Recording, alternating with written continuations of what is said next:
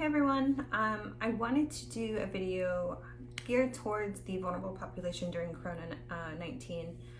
Especially now that Broward is opening up its doors, it's still important to kind of think about our mental health and the safety of those who are at, the most vulnerable during this time. And really think about how we could be safe during this time, how we can protect our mental health, our physical well-being, as well as our emotional well-being as well, because that's important. So obviously we need to consider keeping up with the safety protocols of social distancing, which means maintaining 6 feet from someone. If you are a vulnerable population, making sure that you know who's coming into your home, and if they need to be there, especially since they may not show symptoms, that doesn't necessarily mean they're not a carrier, and you want to make sure that you're not putting your health at risk. So it's important to kind of follow a little bit of the same guidelines that we've been following for a while: sanitizing, washing your hands, monitoring how often we leave the house, wearing protective masks, sometimes gloves as well. And a few tips that we can do inside the home. So I'm going to go over a few things, and hopefully some of these tips will be helpful for you. So the first is to make sure that you're eating. A lot of times when we're at home, we're not being mindful of the time, and we're not being mindful of the fact that we probably haven't eaten, or we're probably not eating the things that we should be. Having good nutrition is not only good for your physical well-being, it's also good for your mental well-being. A lot of the times when we're feeling anxious or depressed, we tend to either not eat or overeat. So it's very important to keep in mind what you're putting into your body, because that's going to affect what comes out, not only physically, but also mentally and emotionally. So make sure that you're having at least 3 balanced meals a day with snacks in between, making sure that you're eating things that are healthy for you. If you wanted to have Twinkies once a day and you're being cautious and not overindulging, that's fine. Just make sure that you're not having a Twinkie with every meal. So just making sure that you're eating right for yourself. If you have special dietary needs that you've discussed with a medical doctor, make sure that you're still following those guidelines, because that's especially important now. Another tip is to make sure that you're getting quality sleep. I know for a lot of us, we're home, so we might be taking a lot more naps than usual. So you might be thinking we're getting enough sleep, but it's still good to have a good quality 7 to 8 hours of continuous sleep a night, and making sure that we're doing what we can to allow our bodies to decompress after the day. So making sure that we're turning off any electronics at least an hour before bed, that we have a regular bedtime routine, whether that's taking our medication, taking a shower, brushing our teeth, reading a book, making sure that we're still maintaining regular routines during the nighttime to help give our body natural cues that we're starting to wind down, helps with sleep. So just make sure that you're sleeping regularly and that you're getting that good quality sleep that you need. Another tip is to create a new structure, a new schedule for yourself. Obviously, your activities have probably changed, so you might not be doing the things that you normally would do, but making sure that you still have some sort of structure at home, because that helps actually differentiate the time during the day. We're home a lot, so time either passes by very fast or passes by very slow. We lose concept of time, we lose concept of what day it is, because we've been home for so long. But if we have a set schedule and a set structure, that helps us kind of realize the time of day and the things that we need to get done throughout the day. So just making sure that you have a structure and a schedule, that you maybe have a list of things that you want to get done throughout the week, and being nice to yourself if you don't get everything done that you mean to, and then rewarding yourself when you do get those things done. So it's very important to have a sense of structure and a sense of schedule. Another thing that's important is to be mindful of how much news and stories that we're consuming a day. Obviously, a lot of news is revolving around Corona. We're seeing a lot of different states enacting different policies. We see, people protesting, people not protesting, people getting sick, and all of this like negative energy can really be a lot on us, and especially if we're taking it in all day, it's important to kind of take a break from that, and making sure that you're kind of putting in positive energy. So if you're consuming a lot of media, let's take a step back a little bit. Maybe put on something that's fun or entertaining, something that doesn't have that kind of heavy negative message, just to kind of balance it a little bit. It's really important. And then also giving yourself time to not be watching TV and to do other things, which brings me to my next point of finding an activity that you enjoy while at home. I know for a lot of you probably enjoyed having that social interaction with a community center or an organization, and you probably go on a weekly basis and see the same people and interact and have fun. And now that those things are closed, it's hard to find activities at home that you enjoy.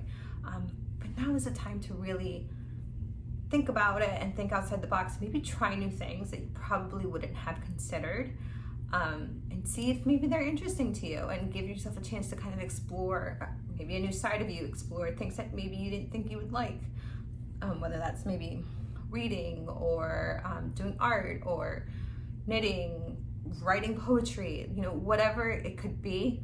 Why not try it? I mean, we have all the time of day.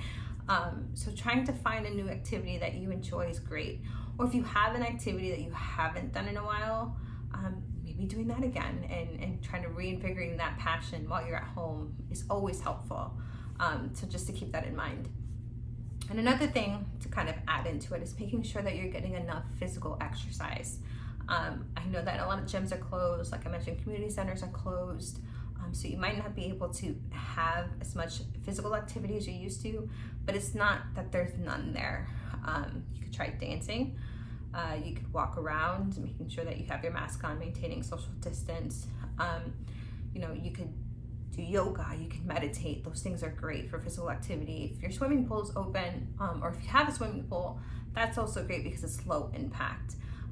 So making sure that you're doing physical activity, but also doing it within the guidelines of your doctor. So, if you're going to start a new activity and you have specific regulations or instructions from your doctor, check in with them first to see if that's okay, to make sure you're not overexerting yourself too much. But if you can, just try to make sure to add that physical activity into it. The next thing is to try to find ways to be social and engaging. I know that for a lot of us, we might not necessarily be as technology savvy, but if you have a way to video chat with someone, or even just a phone call, just to check in with people to see how they're doing, so that they can check in with you to see how you're doing, is great. I recommend maybe scheduling a phone call once a day with someone, or it could be with different people, just so that you're still being social, still engaging, so that you could check in with them, they can check in with you, and maybe you guys can, if you need help, they can help you, vice versa, is always great. And the other thing is that if you have someone that could help you, teach you how to use video chat, that's great. Keeping in mind, if they do have to come into your home, that you're being safe with that as well. Again, making sure that if they've been sick, they don't come into your home. If they're asymptomatic, which you probably wouldn't know, but there's, you still sanitize, have the mask, do all that fun stuff. And maybe they can teach you how to use the technology so that they don't have to come back again. Is great. You can always try to do that. Just making sure that you're still engaging and still being out there. And if you feel that you're kind of in a slump or not doing well, call your doctor. Your doctor is probably going to have great recommendations for you to help you during this time, so that you don't feel kind of down or anxious about things. And then if you do have to go out, because I know that we have to get groceries, we have things that we need to do. The best way to kind of reduce the anxiety about leaving is to make a list of things that you need and try to make it one trip to minimize the amount of time that you're out, to help obviously reduce the spread and reduce the risk to yourself. So make a list of the things that you need. Try to see if there's one store that you can get it at. You know, if you're a senior citizen, utilizing the downtimes when there's less people there, which is usually in the morning. A lot of stores are opening its doors and letting it be open for an hour just for senior citizens. Utilize that. That's a great resource to do it. I know Publix, I think, is like 8 in the morning or something like that. So try to go to the stores when they're at a downtime.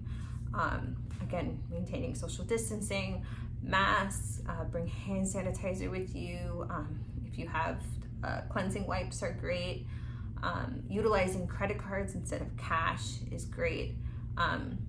A lot of places are recommending utilizing disposable bags instead of reusable bags.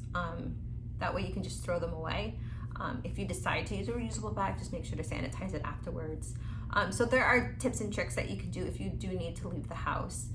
You know, make sure that you're doing that. Another thing is to make sure that you're keeping track of your prescription medication. So if you do need to leave the house to get groceries, make sure and check on your prescriptions to see if you need a refill. That way you can get that done at the same time. Or contact your pharmacy to see if they offer free delivery. And utilize that. I mean, that way you don't have to leave the house. You can get your prescriptions delivered. Sometimes you can get your groceries delivered. You can also get food if you don't want to cook for yourself. That's great. There are options so that you don't have to leave your house, again, to reduce the risk, to reduce the spread. That way you're keeping yourself safe, and then you might not be as anxious to leave your house because everything's coming to you. And then the last tip is know your resources. There are plenty of, you know, helpful things that you could do, websites you can check out. You know, there are doctors that are here. They can do online visits. You know, mental health clinicians, such as myself, do online visits as well. Utilize your friends, utilize your family. They might have resources for you. A lot of communities have resources for you as well. So make sure to check in with maybe your local city to see if there's things that they can help you out with. And really just know that there's people out there to help you during this time, so you're not alone. And I wish you guys the safety. I wish you guys to be well, and I hope to see you guys on the other side. Have a good one.